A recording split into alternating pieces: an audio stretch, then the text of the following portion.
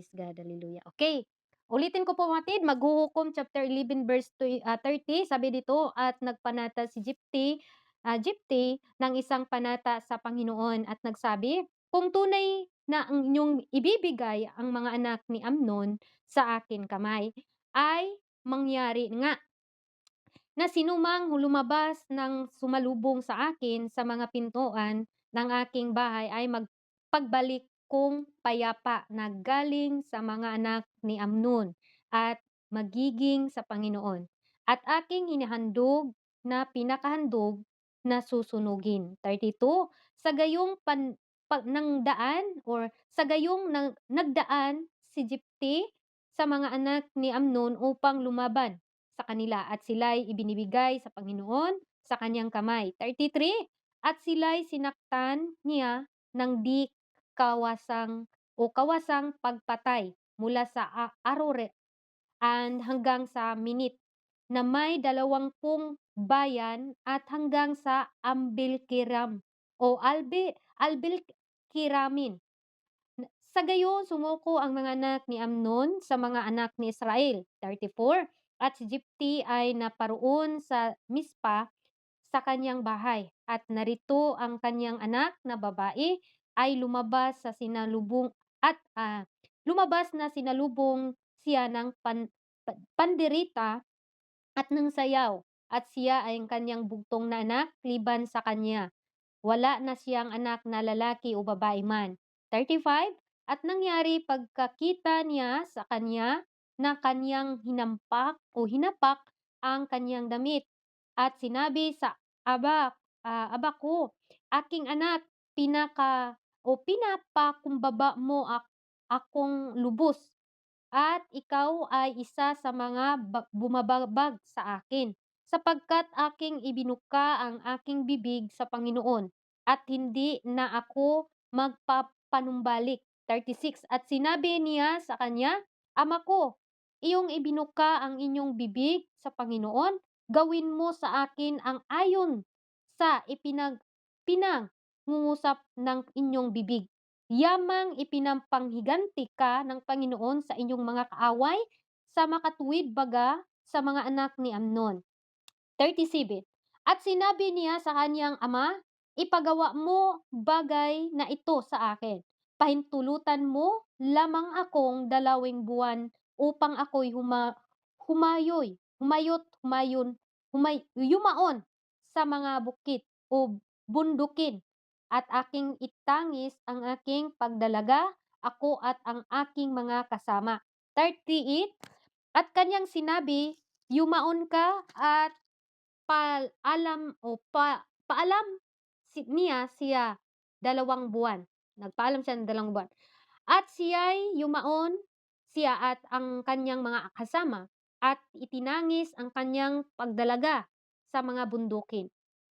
At nangyari sa katapusan ng 2 buwan na siya'y nagbalik sa kanyang ama na ginawa sa kanya ang ayon sa kanyang panata, sa kanyang ipinata, at siya'y hindi nasipingan sa lalaki at naging kaugalian sa Israel. 40, last, na ipinagdidiwang ng taon-taon ang mga anak ng babae sa Israel, ang mga anak ni Jefte sa Galadita na 4 na araw sa 1 taon. Praise the Lord, hallelujah, at naunawaan po natin ang ating word of God sa oras na ito. Dalhin ko po kayo sa simpleng topic, simpleng tema sa araw na ito. Kapag nangako ka sa Lord, ay tuparin mo. Kapag nangako ka sa Lord, tuparin mo. Yan po ang ating topic, mga kapatid. Bago po ang lahat, dadako tayo sa kanyang mga salita. Tayo po muna ay humiling at manalangin tayo. O Lord God, Ama naming banal na makapangyarihan sa lahat, Diyos ka na hindi nagbabago at Diyos ka mula noon, ngayon at magpakailanman, Panginoon. Unang-una, Lord, ako po'y patawarin mo sa aking mga pagkakamali sa isip, sa salita at sa gawa at sinasadya ko man or hindi, Panginoon. Linisin mo ang aking puso, isipan, O Lord God, upang sa ganun, O Lord God, hallelujah, ay maging karapat. Dapat po ako, Lord, na ibahagi ang iyong salita. Lord, hindi po ako worth it. Hindi po ako worthy, Panginoon, ay accept, O Lord God, na nagkakasala din naman ako, Panginoon. But this time, Hallelujah. Patuloy mo lamang po akong gamitin ayon sa inyong kalooban, O Lord God, dahil wala po akong magagawa, Lord, kung wala po kayo, Lord Jesus. Let your will be done sa aking buhay. Hallelujah, na hindi po ako ang makikita at ikaw po ang Diyos na mangusap sa amin. Kung ang inyong mga salita, Lord, ay rebuke or reproof or encouragement, O Lord God, patuloy po kami, Lord, nagpapakumbaba. Hallelujah, dahil hindi po ako, Lord, karapat-dapat. And Lord, hallelujah, hallelujah, ang inyong Holy Spirit ang siyang manguna sa oras na ito, Lord God, hallelujah. Anumang gawa ng kaaway, Lord God, hahadlang sa oras na ito, Lord, at nawa, Panginoon, ang inyong mga salita na babanggitin ng inyong lingkod, ito po, Lord, ay titimo sa aming mga puso, isipan, O Lord God, ito man ay rebuke, reproof, encouragement, Panginoon. Patuloy po namin itong pagbubulay-bulayan, Lord, hallelujah, ang buhay ni Gypty, hallelujah, kasama sa kanyang mga anak, Lord God, hallelujah. I'm not, dili man ko haniti, Lord, hindi man ako magaling, Panginoon, but ikaw ang Diyos, hallelujah, na gagamit sa akin, O Lord God. Ikaw ang aking ipinagmamalaki sa aking buhay. Wala man akong mga ari-arian, but ikaw, Lord, ang siyang meron ako, O Lord God. Kaya let your will be done, O Lord God. Hallelujah. Hallelujah. Revival this time, O Lord God, ang siya ang aking hinihiling, Panginoon, at hallelujah. Tanging ikaw lang ang maitaas at ako inyong maibaba sa pinakamababa na level. Maraming salamat, Lord. Hallelujah, sa iyo ang pinakamataas na papuri sa hapon at gabing ito sa pangalan mo. In Jesus' name we pray. Amen and amen. Praise the Lord. Hallelujah. Salamat po sa ating Panginoon. Sa kanyang habag sa atin, no, mga kapatid, dahil tunay nga, pag humiling tayo sa Panginoon, mga kapatid, pag hindi tayo nagdadalawang isip, laging nandiyan si Lord, no? Hallelujah. Kaya na-feel ko lang na napakabuti ng ating Panginoon. Even hindi tayo mabuti, hindi tayo mabait. Yes, nagkakasala tayo. But God is good all the time. Sa buhay ko, sa buhay nating lahat. At ang topic natin, mga kapatid, simple lang, kapag nangako ka sa Lord, tuparin mo. Amen? Maraming mga tao ngayon na, Lord, maglingkod ako sa iyo. Pero marami po silang mga sinasabi na, maglingkod ako, Lord, pag i-bless mo ako. Maglilingkod ako sa iyo, Lord. Mayroon tayong hinihiling, mga kapatid. Pero isa ito na salita ng ating Panginoon na siyang, hallelujah, kung ano pong pinapangako natin nung first love natin si Lord, gagawin natin, no? Wag lang po hanggang pangako at napako naman, mga kapatid, no? Hallelujah, nakakahiya. Lalo na sabihin natin, Lord, hallelujah, itong buhay ko ibibigay ko na sa'yo. Pero hindi mo sinusunod, no? Nung nagkaroon ka ng problema, hallelujah, problema, mga pagsulay or ano pa yun, mga kapatid, mga hindrances sa ating paglilingkod sa ating Panginoon. Kaya habang po ako nag-aral dito, na-feel ko po na, Lord, meron ba rin akong pangako na hindi ko natupad? Amen? Siguro, sa atin ngayon dito, mga kapatid, ang tanong, meron ka bang pangako sa Diyos na hindi pa natin natupad? Yes, meron. Hanggang buhay pa tayo, mga kapatid, yung pangako natin na, Lord, hallelujah, paglingkuran kita hanggang sa aking kamatayan. Pero maraming mga tao ngayon na naiyak naman ako dito, Hallelujah, praise God, dahil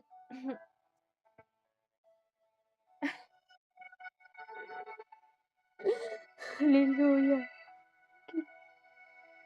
Naalala ko kasi, mga kapatid, no, di man ako, sabihin natin na hindi ko man pangako na maglingkod ako sa Diyos, pero naawa ako sa mga kapatiran natin na nangako dati. Isa na dito po alam nyo, kilala nyo yan, si Brother Jimboy Balutik, na grabe ang kanyang pangako sa Diyos. Pero isa ako nasaktan doon sa pangako, at kung nasaktan ako, alam ko po na mayroon pong restoration sa kanyang buhay, no, mga kapatid. Hindi pa natin na tuldukan yung mga pangyayari. Iwan ko ba't nasasaktan ako. Kasi isa siya mga kapatid na ginagamit ng Panginoon na nagkaroon ako ng lakas, 'no? Akala ko nga hindi na ako makapagpatuloy nung kumbaga ano siya mga kapatid, pero isa po na na-bless ako sa kaniyang buhay. Kaya hallelujah, pating kasi hallelujah, hindi po ako problematic mga kapatid, but I feel the presence of God na habang po ako nag-aral nito ay, 'yan mga kapatid 'no, hallelujah. Balik na po tayo sa ating topic, hallelujah, at alam niyo na yung ibig kong sabihin doon mga kapatid 'no. Hallelujah, salamat sa ating Panginoon. Palakpakan muna natin ang ating Panginoon. Hallelujah, thank you Jesus, hallelujah. Hallelujah, praise God. Kapag nangako ka sa Lord at dapat nating tuparin mga kapatid. Amen? Si Jephthah mga kapatid, hallelujah, nabasa po natin si Jephthah na nagpatotoo na kapag may panata or pangako tayo kay Yahweh, ay kailangan natin itong tuparin gaano man kahirap. Tanong ko mga kapatid, mahirap ba talagang maglingkod sa Diyos? Pag once na naranasan mo yung pag-ibig ng Panginoon. Mahirap ba talaga na paglingkuran ang Panginoon ng tapat? Hallelujah. Sa mga tao na naranasan nila yung kabutihan ng Panginoon, yung pagpapala ng Panginoon mga kapatid. Siguro masasabi mo kulang pa to Lord, no? Kulang pa ang aking attend sa mga gawain. Kulang pa Lord ang aking pagbigay sa iyo, no? Ang iba ayaw magbigay ng time sa Diyos. Ang iba mga kapatid, hindi nila binigyan ng tinatawag na malaking pribilehiyo ang kanilang mga tungkulin sa ating mahal na Panginoon. Kaya sabi dito mga kapatid, hallelujah, hindi madali ang ginagawa ni Jephthah. No? Isipin po natin mga kapatid, si Jephthah ay galing sa broken family. Kung basahin po natin whole chapter. And si Jephthah ay galing sa broken family, kaya siguradong gusto din niyang makumpleto yung kanyang pamilya. Amen? Hallelujah. Pero dahil sa panata niya sa ating mahal na Panginoon, wala siyang magagawa mga kapatid, kundi tuparin ang pinapangako niya. Amen? Ako man din ay broken family. Habang po ako nag-aral dito mga kapatid, para bang sabi ko na, Lord, hallelujah, mayroon akong pangako sa iyo na yung lupa na nabili ko ay lagyan ng church. Yes, matutupad yun sa kalooban ni Lord mga kapatid. Hindi pa naman na ano ngayon, pero kaya parang pinapaalala sa ating mahal na Panginoon ngayon habang po ako ay nag-aral dito mga kapatid na hindi lang tayo mangako ng basta-basta sa ating Panginoon. Even mahirap man. Amen? Mahirap po mga kapatid. Hallelujah. Kaya si Jephthah mga kapatid, galing siya sa broken family. Praise God. Kaya siguradong tayo dito gusto natin na kumplito ang ating family, tama? Gusto natin na magkaisa tayo na maglilingkod sa Diyos. Pero hindi man natin na kaya, pero sa Diyos mga kapatid, kayang-kaya. Sabi nga ng Diyos mga kapatid, sabi nga ng Diyos, hallelujah, for God, hallelujah, nothing is impossible mga kapatid. Hallelujah, kung tayo nagtitiwala sa Diyos, hallelujah, kayang-kaya ng Diyos mga kapatid, na tayo po ay tulungan mga kapatid. Amen? Pag tayo po mga kapatid nakaranas ng panghihina, isipin muna natin kung anong mga pangako na nabibitawan natin nung una nating nakilala ang Diyos. Yes, dumaan tayo sa process, dumaan tayo sa mga mahihirap na pagdaanan mga kapatid. Pero ito yung verse na nagsasabi na siya ay galing sa broken family. Broken family ka man, amen, hallelujah, kung ano yung una na tinatawag mo na pangako mo sa Panginoon, ay siyang nawa, ay tutuparin po natin.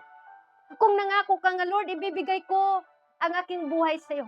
Yes, mahirap yan. Lord, ibibigay ko yung buong tithes ko. Yes, mahirap yan. Lalo na, hindi mo talaga ibibigay yan. No? Pero salamat tayo sa Panginoon na hindi lang tayo salita, mga kapatid. Nangako tayo, hindi yan tao na pinapangakuan natin. Yung pinapangakuan natin, hallelujah, siya yung may-ari ng ating buhay. Siya yung may-ari ng ating hininga. Hallelujah! Mawala na lang lahat sa atin, wag lang ang hininga natin. Praise the Lord. Nawa ang pangako natin, 2025 mga kapatid, the more tayong maglingkod sa 2025. Amen? Hallelujah. Dito mga kapatid, maghukom chapter 11 verse 1 to 3 mga kapatid. At lukso lang ta sa 35. Sabi dito, si Jepta na taga Gilead ay isang matapang na magdirigma. Si Gilead naman ay kanyang ama at ang ina niya ay isang babaeng nagbibinta ng panandaliang aliw. Ito po yung buhay ni Jepta. Number 2, may iba pang anak si Gilead sa kanyang tunay na asawa. At nang lumaki ang mga ito ay pinapalayas nila si Jepta. Sinabi nila, wala kang mamanahin mula sa aming ama sapagkat ikaw ay anak sa labas. O, di ba? Ito po ang buhay ni Jepta mga kapatid. Pinag-usapan po natin. Number 3, kaya umalis si Jepta at nanirahan sa Tob. Doon ay nagbuo siya ng pangkat ng taong itinakwil din ng lipunan at sama-sama sila sa pandarambog. 35 mga kapatid, lukso lang ta. Nang nakita siya ni Jepta, pinunit niya ang kanyang damit at buong paghigapis sa kanya. Anak ko, kay bigat na bagay nitong ginagawa mo sa akin ngayon. Ang panata ko ay kay Yahweh ay hindi ko na babawi pa. Praise God. Hallelujah. Pero alam natin mga kapatid, no? Alam natin na nakakatuwa kay Jepta, may isang salita siya para sa Lord. Tayo mga kapatid, may isang salita ba tayo para sa ating Lord? Tayo lang din nakakaalam. Baka pagdating sa mga pagsubok, hallelujah, pananakit, hindi na tayo naglingkod sa Diyos. Amen? Hallelujah. Ito ay dapat nating tularan ang buhay ni Jepta mga kapatid. Kahit broken family siya, pero hindi niya binabawi yung panata niya kay Yahweh. Hindi niya binabawi mga kapatid. Kung ang inyong plano ngayon, naglingkod na tayo sa Panginoon, nawa, wag na tayong bumalik pa doon kung saan tayo galing mga kapatid. Daranas man tayo ng paggatian, persecution, mga kapatid. Hallelujah. Kailangan nating tuparin. Amen? Hallelujah. May mga tao mang nangako sa atin, pero tayo mangako sa Panginoon, kailangan nating tuparin mga kapatid. Hallelujah. Praise God. Kahit man ganun mga kapatid, alam natin na si Jepta nandun yung kanyang isang salita sa ating Panginoon. Bigyan ko kayo mga kapatid ng background, panahon pa po ito ng panahon na ito yung time na puro na digmaan yung bayan ng patayin o bayan laban sa bayan, patayan. Kaya sinabi ni Jepta, kung pagtagumpayin siya ni Lord, may buhay siyang ialay galing sa pamilya niya. Di ba? Hallelujah. Kasi kung hindi siya magtagumpay, maraming buhay ang mawala sa bayan niya mga kapatid. At nakakatuwa din naman dito, kahit anak niya na babae, sinabihan siya sa kanyang anak mga kapatid, Papa, na tuparin mo ang panata mo kay Yahweh. Sino ba yung naging anak natin na ni-encourage tayo? Minsan mga kapatid, nawalan tayo ng gana. Nawala tayo ng focus sa paglilingkod sa Diyos. Minsan dahil sa mga naririnig natin, mga paninira, hindi na natin maunawaan yung mga pangyayari. Daw magsabi ka na, stop na yata ako. Pero hindi ka sa tao, mga kapatid, nangako. Amen? Hallelujah. Marami akong narinig, nangako sila mga kapatid. Pero nung dumating yung unos sa kanilang pananampalataya, hindi mo na nakikita, hindi mo na hagilap mga kapatid. Ganun lang ba ang ating pangako na Diyos naman ang ating pinapangakoan? Hallelujah. Kaya nawa maging tularan natin ang buhay ni Jepta mga kapatid. Hallelujah. Na sa kanyang mga background mga kapatid, nandoon yung anak niya mga kapatid. Nasabi niya na sinabihan siya sa kanyang anak na tuparin mo ang panata mo kay Yahweh. Amen? Hallelujah. tuparin mo ang panata mo kay Yahweh. Kung mag-serve ka, serve the Lord with all your heart. Serve the Lord. Hallelujah, mga kapatid. Sabi pa doon, mga kapatid, hallelujah, kahit anak ni Jephtheh, mga kapatid, nakikita mo na nandoon ang kanyang, hallelujah, pagsunod, hallelujah, sa ating Panginoon, mga kapatid. Hallelujah. Ganon din po pa ang ating pananampalataya. Kung ganon, maraming salamat sa ating lahat. Alam kong marami po tayong mga pangako, lalo na nung naramdaman natin yung first love natin sa ating mahal na Panginoon. At nawa, hindi lang yun ang ating mga ipangako, mga kapatid. Hallelujah. Ano man ang mangyayari sa mundo, patuloy tayo, mayroon mang tinatawag, mga kapatid, na gubat, ano pa man, mga kapatid, bansa to bansa. Hallelujah. Patuloy tayo, mga kapatid, na tutuparin natin, Lord, hanggang sa aking kamatayan, maglilingkod ako sa iyo. Amen? Maglilingkod tayo sa Diyos. Lagi nating tandaan, hindi po tayo nagpapa-impress ng tao sa ating paglilingkod. Ang ating ginagawa, naglilingkod ako dahil, hallelujah, nararapat na paglingkuran ko ang ating Panginoon. Nararapat na siya lang ang aking itataas sa aking buhay. Hindi man ako nagustuhan sa mga kasama ko, hindi man ako nagugustuhan sa pamilya ko, dahil naglilingkod ako, pero itong pangako ko, hallelujah, hindi ko mababayaran ang kaputihan ng Panginoon. Hallelujah, dahil hindi po ako mababago kung hindi niya ako binabago. Hallelujah. Praise God. Hallelujah. Sa buhay natin, kung may panata tayo sa ating Panginoon, mga kapatid, tuparin natin ito. Lalo na kung pinapagtagumpay tayo ng ating Panginoon, binigay niya sa atin, mga kapatid, sinong nangangailangan ng sakyanan, nangangailangan ng mga bahay, mga kapatid. Binigyan ng magandang pamamahay, yung pamilya, buo, mga kapatid. Mas damor tayong maglilingkod sa Diyos. Maraming mga tao ngayon na binigay na ng Panginoon ang kanilang pangangailangan, ang ginagawa nila, tumalikod sila sa Panginoon. Meron din, mga kapatid, na mga tao ngayon, hallelujah, na nagkaroon lang ng mga, hallelujah, mga pag-uusig sa mga kasamahan, hindi mo na nakikitang naglilingkod sa Diyos, nag-backslide na. Pero si Jephtheh, mga kapatid, hallelujah, kung ano ang kanyang sinasabi, mga kapatid, mayroon po siyang tinatawag na isang salita sa Diyos. Kaya sabi ng Panginoon, mga kapatid, sabi ni Jephtheh, mga kapatid, mas inuna niya ang panata niya kay Yahweh kaysa unahin ang pansariling nais. Pansariling nais man yon, yung gusto natin sa ating gusto lang natin, pero hindi gusto ng ating Panginoon. Sariling nais yun. Trabaho ka lang ng trabaho. Hallelujah, hindi na natin binigyan ng panahon ng Panginoon. Hindi na natin nagampanan ang ating mga schedule. Isa na din ako doon, mga kapatid. Napakasakit din. Amen? Napakasakit din, mga kapatid. Kaya habang po ako nanalangin, Lord, marami ka mang binigay sa akin na schedule, pero hindi ko nagampanan.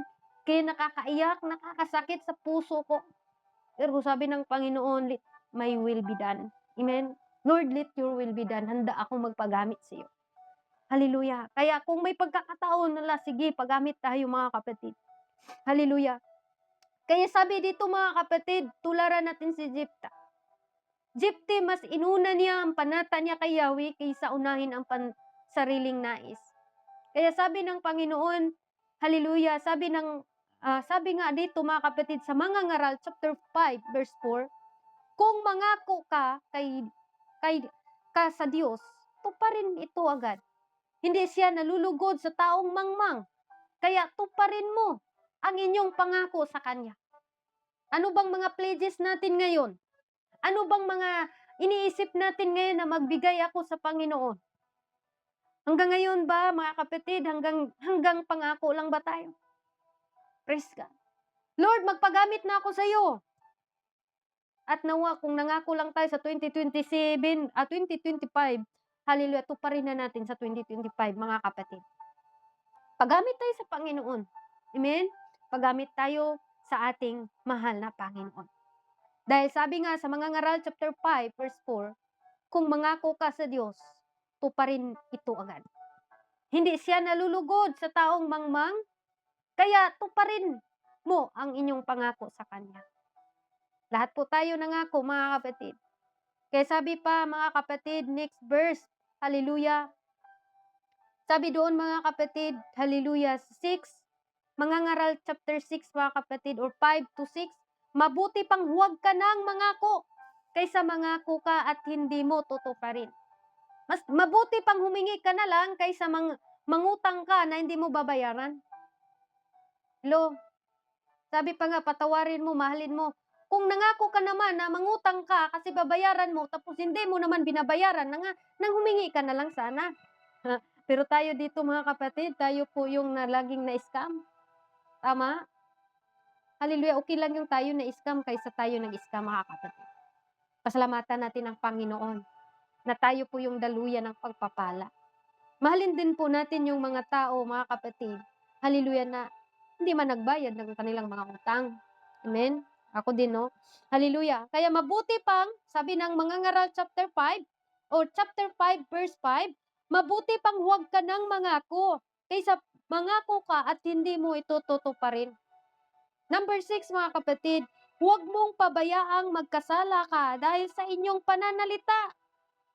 Mangako ka at pagkatapos ay babawiin mo. Sa ganyang galit, nagalit ang Diyos. Kung magkagayoy, hindi kaniya pagpalain sa anumang inyong ginagawa.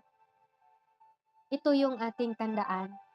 Kung gusto tayong pagpalain ng Panginoon, kung anumang pinapangako mo sa Diyos, tuparin natin, mga kapatid. No? Tuparin natin. Hallelujah. Gawin natin. Hallelujah. Dahil ang pangako na yan, hindi po tayo sa tao nangako, mga kapatid. Hallelujah. Nangako tayo sa mga tao. May mga nangako sa atin na hindi nila tinutupad. Siyempre, hindi nila alam yung salita ng Diyos. Kaya tayo na alam natin, wag na lang daw tayong mangako kung hindi man natin tutuparin, mga kapatid. Mas maganda doon na hindi ka na mangako. Hallelujah, kasi kung maghiram ka ng pera tapos hindi mo lang naman babayaran, sabihin mo na lang, hingi ako ng pera. Para mas mabuti na alam na sa hiniraman natin ay hindi natin babayaran. Pero I believe, tayo lahat ay na-scam dito, mga kapatid. Tayo po, no? Na-scam tayo. Hallelujah. Bilang OFW, ilan kaya yung na-scam sa akin, mga kapatid, mula pa sa Kuwait, kasi talaga dati hindi man ako nagbigay ng tithes. Maraming nanghingi sa akin ba, hiramin ako. Doon sa Kuwait, mga kapatid, wala akong ipon doon. First time kong abroad. Pero binigay ko. Nagbabuyan kami doon, mga kapatid. Sabi niya, kumpanya kami, mga kapatid. Ako lahat doon. Pero after mga kapatid, nag-block man ako. Nasaktan ako, mga kapatid. Pero, lesson learned. Hallelujah sa atin lahat, no, mga kapatid. Ngayon, na-scam pa rin ako, pero hindi na ganun kalaki talaga na hiniram sa akin. Kaya, hallelujah, ganun pa man is may naunawaan tayo ba, no? Praise God. Kaya, reminder po ito, mga kapatid, na if may promise o mag-promise tayo sa Panginoon, tuparin natin, kapatid. Kasali ako dito. He is waiting and He is faithful in your life always. Tuparin natin sa tulong at habag ng Panginoon. Kung nangako ka sa Diyos na, Lord, magbigay na po ako, magbigay na ka. Magbigay ka na. No? Sa Lord ka nagbigay, hindi sa tao. Maraming nagbigay, mga kapatid, na baka maging milyonaryo yung pastor namin. Kung inisip mo lang na magbigay ako kahit hindi pa ako nagbigay, binibless na ako nila. Kaya sino ba akong magdamot? Lalo na't gawain ng Lord. Hindi ka palang nagbigay. Yung hininga natin, hindi na natin yan mababayaran. Pag sa Lord tayo nagbigay, mga kapatid, hindi mo na anong gagawin sa pastor sa pera na yun. Kasi kung tutuusin yung pera na binigay natin sa inyong mga church, mga kapatid, kulang pa yun sa ating buhay. Kaya wag tayong maging madamot.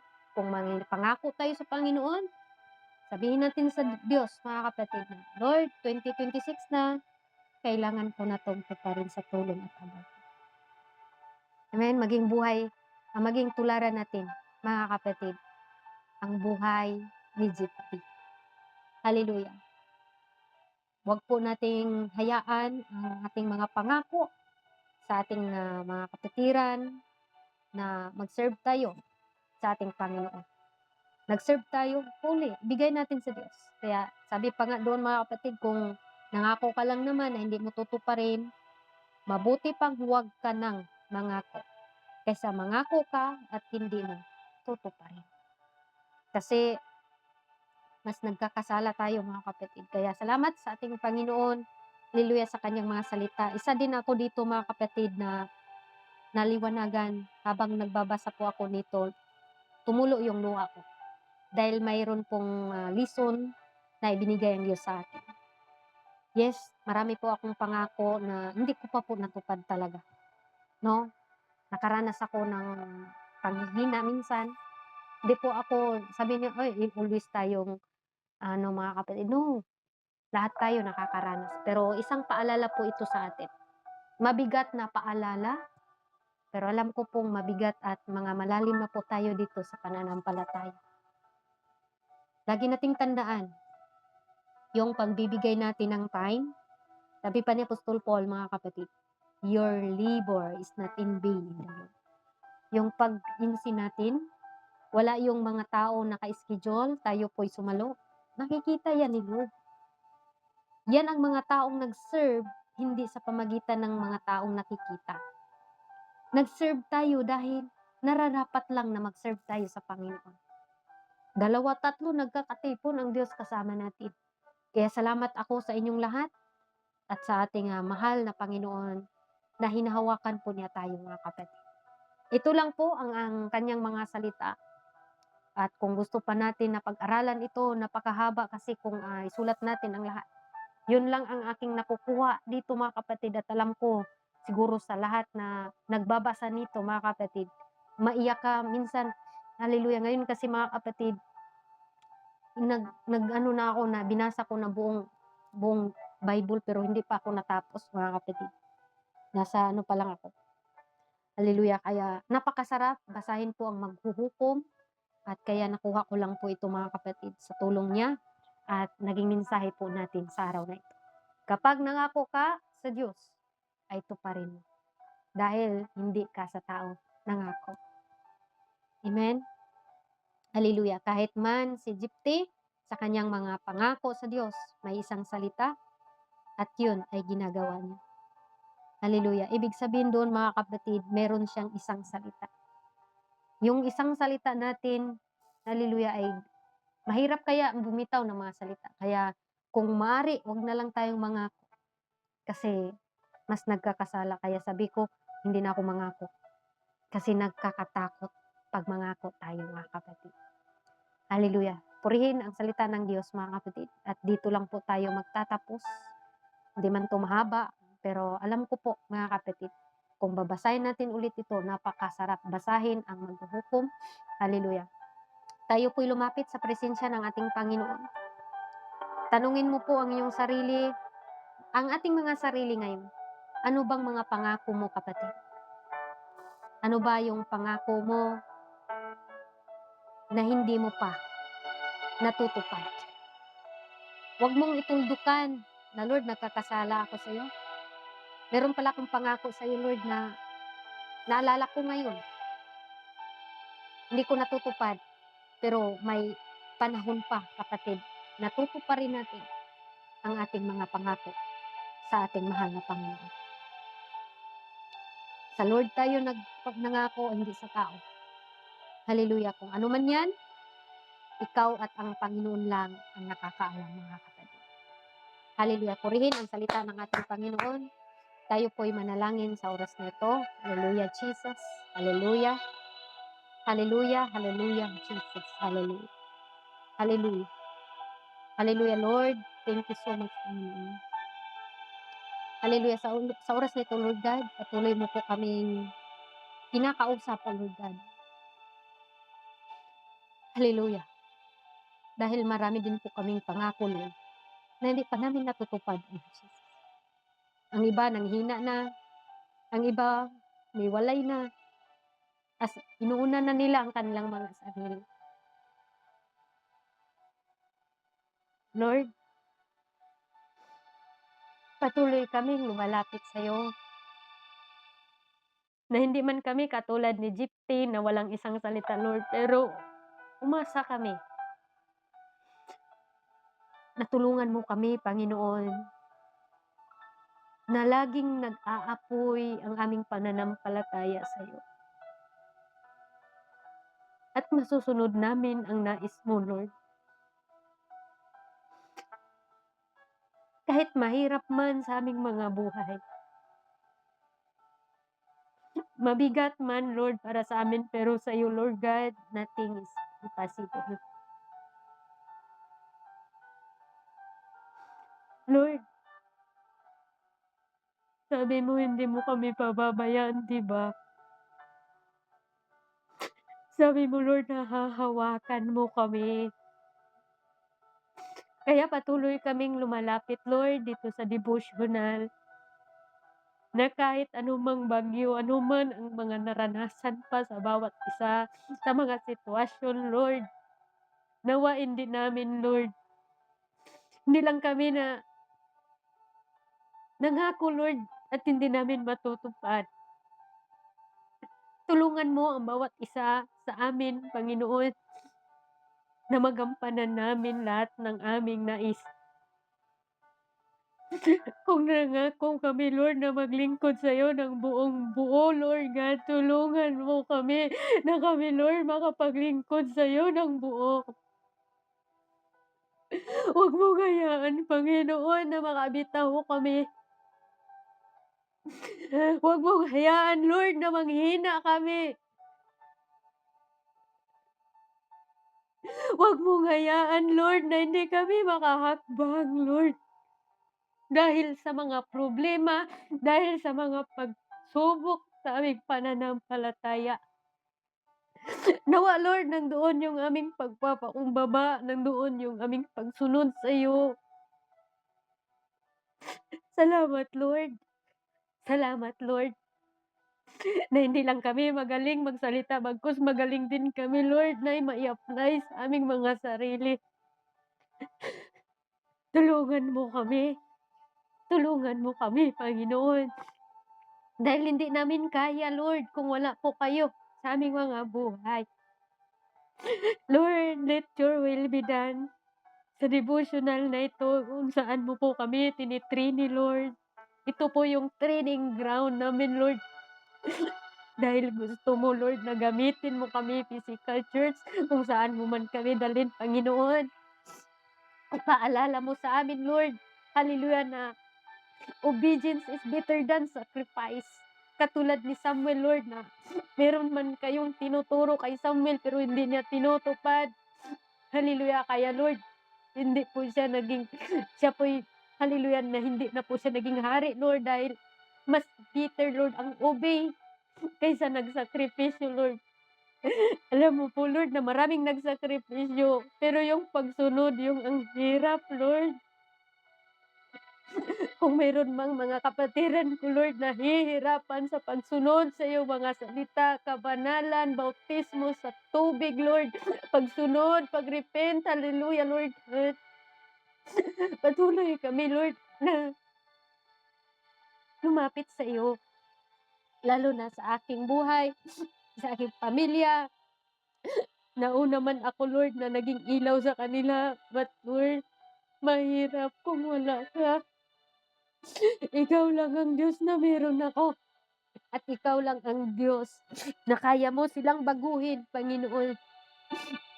Kaya salamat, Lord, sa oras na ito, Panginoon, sa iyong presensya na inyong ipinaranas sa akin at sa lahat ng mga kapatiran ko na nandito, Lord God. Salamat sa mga paalala mo sa amin. At salamat, Lord God, sa buhay ni Jephthah, Lord God, na mayroon pong isang salita, Lord God. Kaya, Lord, salamat sa pagkakataon na muli ay ginamit mo po ako, Lord God. Pagpalain mo ang devotional na ito, Panginoon, hanggang sa inyong pagbabalik, Lord. kami po'y magpapatuloy dahil kasama kasama ka po namin. Maraming salamat Lord, sa iyo ang pinakamataas na papuri. Hallelujah, sa oras na ito, sa iyong nag-iisang pangalan, aming Diyos na tagapagligtas. In Jesus' name we pray. Amen and amen. Purihin ang Panginoon and hallelujah, ibabalik ko po sa ating MC and God bless po sa ating lahat. I love you all with the love of the Lord.